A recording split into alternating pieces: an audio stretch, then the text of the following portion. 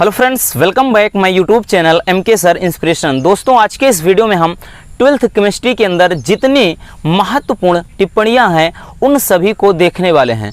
बहुत ही इम्पोर्टेंट ये सेशन है दोस्तों।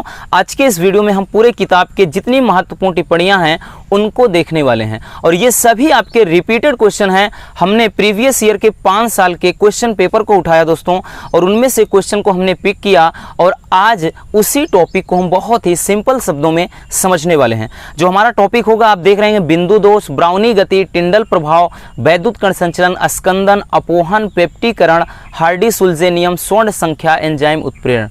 ठीक ना, एंजाइम उत्प्रेरक। तो इन सभी पर आज हम इसी वीडियो में इन सभी टॉपिक का निपटारा करने वाले हैं। तो वीडियो बहुत ही शानदार होने वाली है और नए हैं तो प्लीज चैनल को सब्सक्राइब जरूर कर लीजिए। तो चलिए हम एक एक करके देख लेते हैं दोस्तों जितने इंपॉर्टेंट टिप्पणियां हैं। सबसे पहले यहाँ पर हम आप देखेंगे बिंदु दोष को और ध्यानपूर्वक समझिएगा दोस्तों। इतना सरल शब्दों का प्रयोग किया है कि आप किसी भी क्वेश्चन बैंक को उठाकर देख लीजिए, इतना सरल आपको कहीं पर भी नहीं मिलेगा। पहला है बिंदु दोष, ये पहले ही चैप्टर का है। तो बिंदु दोष क्या है, पहले हम परिभाषा को समझ लेते हैं, फिर आपको हम समझाने का प्रयास करते हैं। कह रहा है कि जब किसी क्रिस्टल में अवयवी कणों की आदर्श व्यवस्था में अनियमितता या विचलन द्वारा जो दोष उत्पन्न होता है फ्रेंड्स, उसी को अपन क्या बोलते हैं, बिंदु दोष। अब देखिए समझते हैं इसको। जैसे दोस्तों कोई क्रिस्टल है फ्रेंड्स, ध्यान से समझिएगा इस डायग्राम के माध्यम से। कोई क्रिस्टल है इस तरह से, है ना, कोई क्रिस्टल है, हम बांट देते हैं समझने के लिए, यहाँ से केवल समझने के लिए। अब यहाँ पर हम मान लेते हैं अवयवी कण हैं, इन सभी कॉर्नर पर क्या हैं, अवयवी कण रखे हैं। अवयवी कण जब क्या होते हैं दोस्तों कि यही जो क्या है कि इन क्रिस्टलों पर जो ये कण है, परमाणु हैं, अगर ये अपना स्थान छोड़कर चले जाएं, जब स्थान छोड़कर चले जाएंगे तो यहाँ खाली स्थान हो जाएगा। इससे क्या होगा कि उसकी कणों की आदर्श व्यवस्था में अनियमितता या विचलन होगा और इसी विचलन के द्वारा यहाँ पर जब ये कण स्थान छोड़कर चला जाए दोस्तों, मान लेते हैं यहाँ पर आ जाए, तो इससे यहाँ एक रिक्त स्थान हो जाएगा और इसी रिक्त स्थान को या इसी दोष को क्या बोलते हैं, बिंदु दोष। उम्मीद करता हूं कि समझ में आ गया होगा। आप ऐसे भी लिख सकते हैं कि जब किसी क्रिस्टल में अवयवी कण अपना स्थान छोड़ करके चले जाते हैं तो वहां पर जो दोष उत्पन्न होता है उसी को कहते हैं बिंदु दोष। ठीक ना। चलिए अब दूसरा हम देख लेते हैं दोस्तों। दूसरा है ब्राउनी गति। अब देखिए ब्राउनी गति का जो क्वेश्चन ये अब की बार भी पूछा गया था और बिंदु दोष पर भी दोस्तों ये भी टिप्पणी अब की साल पूछा गया है। अब की साल हर एक पेपर में, कोई ऐसा पेपर नहीं है कि जहां पर इन टॉपिक से रिलेटेड क्वेश्चन ना आया हो। टिप्पणियां तो हर साल फिक्स होती हैं।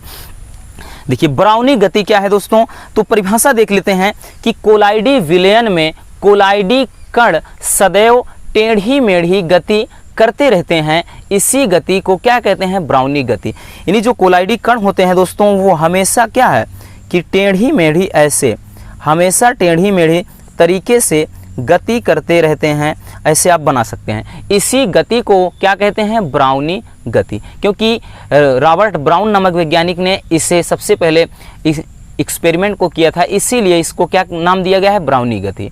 ठीक, समझ में आ गया परिभाषा कि कोलाइडी विलयन में जो कोलाइडी कण सदैव टेढ़ी मेढ़ी गति करते हैं, ठीक ना, यानी इधर उधर गति करते हैं, इस गति को दोस्तों ब्राउनी गति कहते हैं।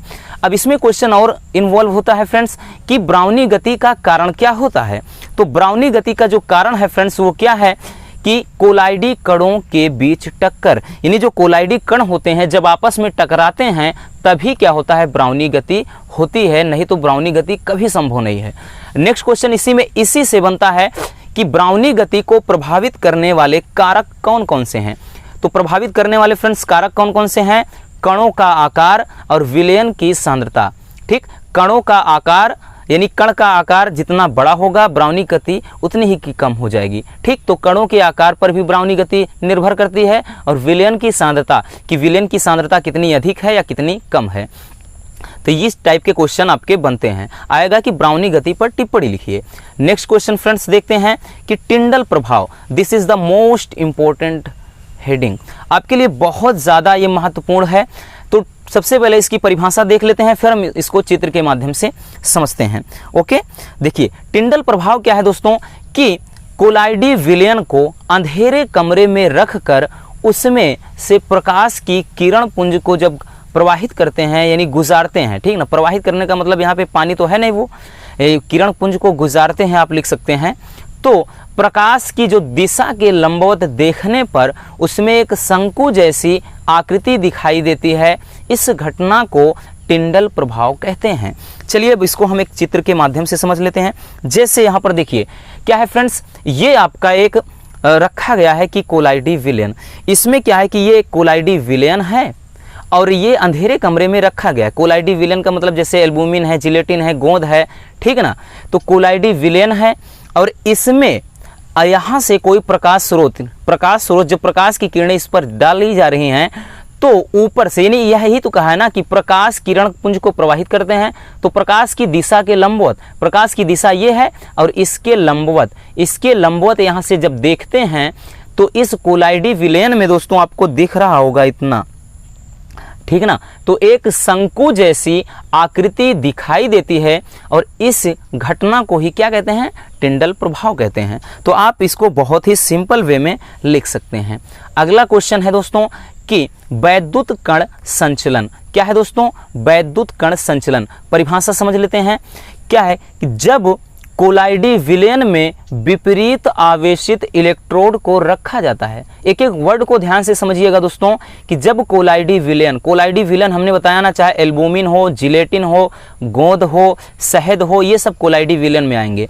तो जब कोलाइडी विलयन में विपरीत आवेशित इलेक्ट्रोड को रखा जाता है तो वैद्युत क्षेत्र के प्रभाव में कोलाइडी कण विपरीत आवेशित इलेक्ट्रोड की ओर गति करने लगते हैं। इस क्रिया को क्या बोलते हैं, वैद्युत कण संचलन। वैद्युत यानी वैद्युत के प्रभाव में, कण यानी कणों का, संचलन यानी चलना। देखिए दोस्तों क्या है, जैसे आप इसको एक डायग्राम के माध्यम से समझिए। हमने क्या लिया है कि एक कोलाइडी विलयन लिया है और इसमें दो इलेक्ट्रोड हैं, एक कैथोड है, कैथोड पर माइनस चार्ज होता है, माइनस आवेश, और एक एनोड, इस पर धन आवेश। ठीक, जब दोस्तों यहाँ पर हमने इस इलेक्ट्रोड को डाला और जब इसमें क्या है वैद्युत धारा प्रवाहित करेंगे तो कोलाइडी विलयन के जो कण होंगे यानी जो इसमें ऋण आवेशित कण होंगे वो धन की ओर भागेंगे, ठीक ना, जो ऋण आवेशित कण होंगे इस इलेक्ट्रोड की तरफ भागेंगे और जो क्या होंगे प्लस होंगे यानी जो धनावेशित होंगे वो क्या होंगे माइनस चार्ज की जो ये इलेक्ट्रोड है इसकी ओर भागेंगे।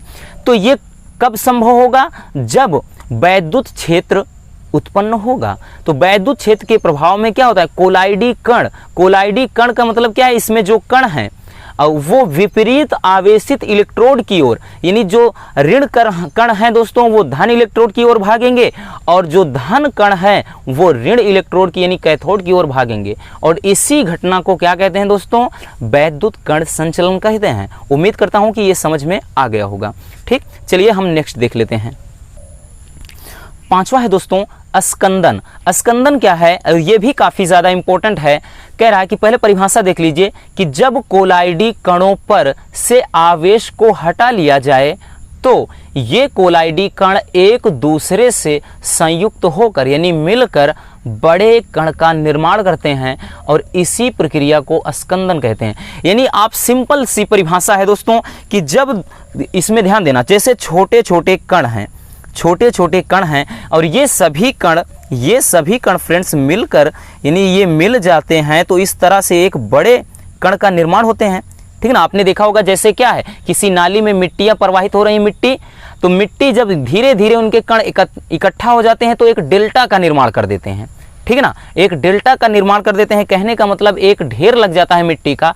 वही चीज़ है कि जब कोलाइडी कणों पर से आवेश हटा लिया जाए और ये कण क्या हैं आपस में मिलकर संयुक्त होकर एक बड़े अवक्षेप यानी बड़े कण का निर्माण करते हैं, इस प्रक्रिया को बोलते हैं अस्कंदन। समझ में आ गया। चलिए नेक्स्ट क्वेश्चन देखते हैं दोस्तों। अगली जो टिप्पणी है वो है अपोहन और ये भी अब की बार पूछा गया है, ये भी क्वेश्चन अब की बार पूछा गया था। अपोहन पर टिप्पणी लिखिए।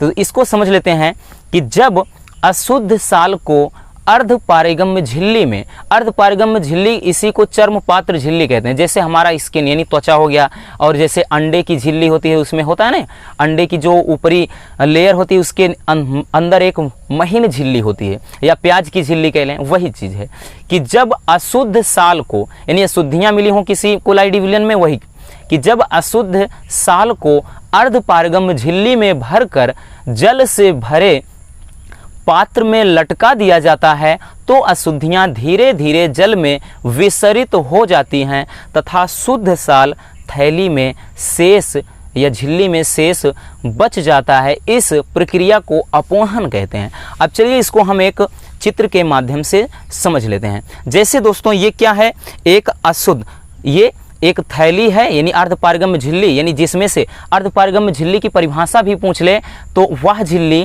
कि जिसमें से विलेय के कण आसानी से ना जा सकें, जबकि विलायक के कण, विलायक यानी जल के कण तो आसानी से निकल जाएं, जबकि विलेय यानी जो उसमें घुलते हैं उसके कण ना निकलें, तो उस झिल्ली को कहते हैं अर्धपारगम्य झिल्ली। तो ये एक अर्धपारगम्य झिल्ली है दोस्तों, इसमें अशुद्ध साल को भरा गया है और इसे एक जल से भरे बीकर में या जल से भरे एक पात्र में डुबो रहे हैं। तो इस अशुद्ध साल में से जो शुद्ध साल होगा इस थैली में बचा रह जाएगा और जो अशुद्धियां हैं वो इस जल में यानी धीरे धीरे इस जल में विसरित हो जाएंगी, है ना, अशुद्धियां विसरित हो जाएंगी और इसी घटना को कहा जाता है अपोहन। क्या कहते हैं दोस्तों, अपोहन कहते हैं। उम्मीद करता हूं कि ये टिप्पणी भी समझ में आ गई होगी। चलिए आप स्क्रीनशॉट ऐसे लेते चलिए एक एक का, ठीक है ना। उसके बाद नेक्स्ट क्वेश्चन को आप देखते हैं। अगली जो टिप्पणी है दोस्तों वो है पेप्टीकरण। क्या है दोस्तों, पेप्टीकरण है। अब देखिए पेप्टीकरण ये भी अब की बार पूछा गया है, ठीक। पेप्टीकरण क्या है कि परिभाषा समझ लेते हैं कि जब किसी ताजे बने अवक्षेप में किसी विद्युत अपघट्य या किसी विलायक को मिलाते हैं तो उसकी क्रिया द्वारा अवक्षेपित कण कोलाइडी अवस्था में परिवर्तित हो जाते हैं और इसी परिवर्तन को पेप्टीकरण कहते हैं, ठीक ना। और जो पदार्थ मिलाया जाता है उसे पेप्टीकारक कहते हैं। अब एक चीज़ ध्यान समझना दोस्तों, जो पेप्टीकरण है वो बिल्कुल स्कंदन का उल्टा होता है। देखिए उसमें क्या है, छोटे छोटे कण मिलकर बड़े कण मिलाते हैं तो स्कंदन होता है, और जब किसी बड़े कण में कोई हम जल मिला दिया जाए यानी जल मिला दें या कोई विद्युत अपघट्य पदार्थ मिला दिया जाए और वो घुलकर अलग होकर कोलाइडी विलयन में बदल जाए तो वो है क्या है, पेप्टीकरण। तो वही चीज़ तो कह रहा ना कि जब किसी ताजे अवक्षेप में कोई अवक्षेप बना है, जैसे मान लेते हैं कि कोई कण स्कंदन होकर के कोई बड़ा कण बना है, उसमें क्या विद्युत अपघट्य आप मिला दीजिए या विलायक यानी पानी उसमें मिला दीजिए, तो उसकी क्रिया द्वारा यानी इस विद्युत अपघट्य से क्रिया द्वारा जो अवक्षेपित कण है वो घुल कर क्या हो जाएगा, छोटे छोटे कणों में फिर टूट जाएगा यानी कोलाइडी विलयन में बदल जाएगा और इसी परिवर्तन को पेप्टीकरण कहते हैं। और जो पदार्थ मिलाते हैं दोस्तों, जैसे विद्युत अपघट्य या जो विलायक मिलाया गया है उसी को कहते हैं पेप्टीकारक। समझ में आ गया। चलिए नेक्स्ट क्वेश्चन है हार्डी सुलझे नियम, और ये क्वेश्चन भी अब की साल पूछा गया था, ठीक है ना, यानी अब की बार ये भी क्वेश्चन आपका एग्जाम में आया था कि हार्डी सुलझे नियम क्या है, ठीक। तो इस नियम के अनुसार, नियम समझिए, इस नियम के अनुसार अर्थात हार्डी और जो सुलझे का नियम है, इस नियम के अनुसार किसी आयन की जो संयोजकता जितनी अधिक होती है उसकी स्कंदन करने की क्षमता उतनी ही अधिक होती है। मतलब यह है दोस्तों कि कोई भी, जैसे एल्युमिनियम है, उसके बाद जैसे मान लेते हैं कि कैल्शियम है, बेरिलियम है, कुछ भी है, ठीक, सोडियम है, उसकी यानी जिस भी मेटल की, जिस भी तत्व की, जिस भी आयन की संयोजकता जितनी अधिक होगी वो उतनी ही जल्दी से क्या होगा, स्कंदन होगा उसका। तो यही कहने का अर्थ ये है। यहाँ पर देखिए हमने लिखा है जैसे एल्यूमिनियम की संयोजकता 3 है तो इसकी स्कंदन करने की क्षमता अधिक होगी। उसके बाद यहाँ पे आपको दिख रहा है Ba, इसमें क्या है, इसकी वैलेंसी यानी संयोजकता क्या है कि 2 है प्लस, तो इससे कम इसकी होगी। उसके बाद Na है, ठीक है ना, सोडियम है, इसकी +1 है, तो ये क्या है, घटता क्रम है, ये इसकी सबसे ज़्यादा होगी, फिर इसकी, फिर इसकी। ठीक ना, यानी सबसे ज़्यादा ये होगी, उससे कम इसकी होगी और उससे कम इसकी होगी। तो ये घटता हुआ क्रम है, वही तो कह रहा है ना। और बहुत ही सिंपल सा नियम है दोस्तों, आप इसको अगर बुक में देखेंगे या फिर किसी क्वेश्चन बैंक में देखेंगे तो बहुत ही डिफिकल्ट लिखा है, लेकिन आप अगर इस तरह से लिखते हैं तो आप बहुत इजीली इसको आराम से याद कर सकते हैं। तो इसको स्क्रीनशॉट कर लीजिए। चलिए हम नेक्स्ट क्वेश्चन देखते हैं। नेक्स्ट क्वेश्चन है दोस्तों स्वर्ण संख्या, अगली टिप्पणी। और ये परिभाषा मेरे भाई बहुत सारे स्टूडेंट कमेंट कर रहे थे कि सर ये परिभाषा तो बिल्कुल याद ही नहीं होती, कितना भी रट्टा मारें चीज़ें याद नहीं होती हैं।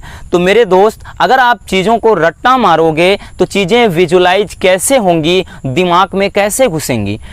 क्योंकि ये जो परिभाषा है पढ़ने में तो बहुत अटपटी है, लेकिन आज हम इसे आपके दिमाग में पूरी तरह से घुसेड़ कर ही छोड़ेंगे।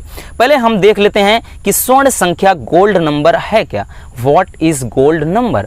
देखते हैं परिभाषा, पहले देख लीजिए कि स्वर्ण संख्या रच्छी कोलाइड की मिलीग्राम में वह मात्रा है जिसे 10 ml गोल्ड साल में मिलाने पर 10% सांद्रता वाली 1 ml NaCl मिलाने पर इसके होने वाली अस्कंदन को रोक दे। कुछ घुसा दिमाग में? नहीं घुसा। चलिए हम घुसेड़ते हैं।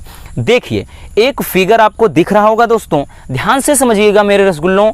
जैसे हम मान लेते हैं दोस्तों कि ये क्या है, एक बीकर में, और ये कोई रच्छी कोलाइड है ना, सॉरी, इसमें क्या है कि एक बीकर है, ठीक, और इसमें मान लेते हैं कि 10 ml गोल्ड साल है। कितना है फ्रेंड्स? 10 ml इसमें कोई गोल्ड साल भरा हुआ है, ठीक ना, 10 ml गोल्ड साल भरा हुआ है, समझिए पहले। और उसके बाद इसमें क्या है, अगर हम दोस्तों 10% सांद्रता वाली क्या करें, 1 ml NaCl मिला दें। NaCl अगर हम मिला देते हैं तो इसका स्कंदन आसानी से हो जाएगा।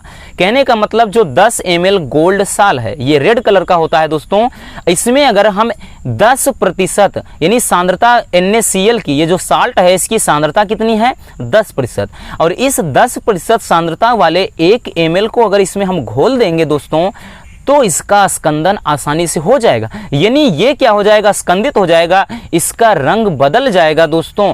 और इस क्रिया को रोकने के लिए हम इसमें मिलीग्राम में, यानी मिलीग्राम में जो रच्छी कोलाइड मिलाते हैं, रच्छी कोलाइड मतलब क्या है, जो इसका रक्षण कर सके, अस्कंदन ना होने दे, ठीक है ना, अस्कंदन ना होने दे, उसी को अपन क्या बोलेंगे, रच्छी कोलाइड। तो वो क्या करेंगे, अगर मिलीग्राम में हम जितनी मात्रा मिला देंगे तो ये जो अस्कंदन हो रहा है वो नहीं होगा। तो कहने का अर्थ ये है कि यही तो हमने कहा ना कि स्वर्ण संख्या दोस्तों जो है, ध्यान से समझिए अब, रच्छी कोलाइड की मिलीग्राम में वह मात्रा है जिसे 10 ml गोल्ड साल में मिलाने पर 10% सांद्रता वाले 1 ml NaCl मिलाने पर जो अस्कंदन होता है उसे रोक दे, वही मात्रा क्या है फ्रेंड्स, स्वर्ण संख्या है। तो कितनी आसान परिभाषा हो गई। देखिए मज़ा तभी आएगा जब परिभाषा कठिन हो और आप उसको बहुत ही सिंपल तरीके से विजुलाइज कर लें, याद कर लें। फिर से देखिए मेरे रसगुल्लों, क्या बताया कि रच्छी कोलाइड, स्वर्ण संख्या रच्छी कोलाइड की मिलीग्राम में वह मात्रा है जो 10 ml गोल्ड साल में, अर्थात जिसे 10 ml गोल्ड साल में मिलाने पर 10% सांद्रता वाली 1 ml NaCl मिलाने पर होने वाले अस्कंदन को रोक दे, है ना। यानी 10 ml गोल्ड में आप 10% सांद्रता वाली 1 ml NaCl अगर मिलाते हैं, ठीक, तो स्कंदन हो जाएगा। लेकिन जो मान लेते हैं कि आपने इसको मिलाया और उसके बाद मिलीग्राम में रच्छी कोलाइड इसमें मिला दीजिए, तब जो स्कंदन हो रहा था वो स्कंदन रुक जाएगा और इसी मात्रा को, यानी यही जो रच्छी कोलाइड की मिलीग्राम में मात्रा है दोस्तों, वही क्या है, आपका स्वर्ण संख्या है। तो आप इसको स्क्रीनशॉट कर लीजिए, ठीक है ना, कर लिया। चलिए नेक्स्ट क्वेश्चन है, अगला क्वेश्चन, ये क्वेश्चन अब की बार देखिए, इसमें से अधिकांश टॉपिक जो उत्प्रेरण है दोस्तों वो कटा हुआ है कि उत्प्रेरक वर्धक क्या है, उत्प्रेरक विष क्या है, वो कटा है, लेकिन यहाँ पर केवल आपको जैसे टिप्पणियाँ और परिभाषा पूछ लेता है। और अब की बार आया है, अब की बार के ही पेपर को हमने उठाया, उसमें से इसको देखा तो लिख दिया। अब देखिए एंजाइम उत्प्रेरक क्या है, बहुत ही सिंपल है। एंजाइम उत्प्रेरक क्या होता है कि जब किसी रासायनिक अभिक्रिया में कोई एंजाइम उत्प्रेरक के रूप में कार्य करके, यानी उत्प्रेरक के रूप में कार्य करके अभिक्रिया के वेग को बढ़ा दे, तो उसे एंजाइम उत्प्रेरक कहते हैं। देखिए सबसे पहले उत्प्रेरक क्या होते हैं, ऐसे पदार्थ जो रासायनिक अभिक्रिया की दर को या तो बढ़ा दें या घटा दें, उन्हें उत्प्रेरक कहते हैं। तो वही कह रहा है कि जब क्या हो कि कोई एंजाइम ही उत्प्रेरक के रूप में काम करके अभिक्रिया के वेग को बढ़ा देता है, तो उसे कहते हैं उत्प्रेरक। ठीक है ना, उसे क्या कहते हैं, एंजाइम उत्प्रेरक कहते हैं। ठीक, ये चीजें। और एक चीज ध्यान देना दोस्तों, स्वर्ण संख्या में, स्वर्ण संख्या जितनी अधिक होगी यानी उसका जो रक्षण क्षमता होगा उतना ही कम होगा। ध्यान समझना, ये क्वेश्चन आता है। ठीक, तो ये आज के टॉप 10 क्या थी, टिप्पणियां थी, यानी इंपॉर्टेंट आर्टिकल्स थे जो आपके एग्जाम में 2 से 3 नंबर में पूछे जाते हैं। अब बारी है आपके लिए गुड न्यूज़। गुड न्यूज़ ये है मेरे दोस्तों कि आपको इसकी जो PDF है, इसकी PDF फाइल कुछ ही देर में टेलीग्राम ग्रुप में सेंड कर दी जाएगी। जिन्होंने भी टेलीग्राम ग्रुप को ज्वाइन नहीं किया है मेरे दोस्त, जाइए अपने मोबाइल में टेलीग्राम ग्रुप को खोलिए और उसके बाद MK सर इंस्पिरेशन, ठीक है ना, जो कैपिटल लेटर में ही सर्च मारिएगा, अगर स्मॉल लेटर में नहीं आता है, MK सर इंस्पिरेशन पूरा सर्च करिए और ज्वाइन हो जाइए, क्योंकि आपके लिए अब हम ऐसे ही स्टडी मटेरियल लाते रहेंगे। सो प्लीज़ अगर वीडियो पसंद आई है तो वीडियो को लाइक कर देना, नए हैं तो चैनल को सब्सक्राइब ज़रूर कर लीजिए। मिलते हैं किसी और ऐसे मज़ेदार टॉपिक के साथ। जय हिंद।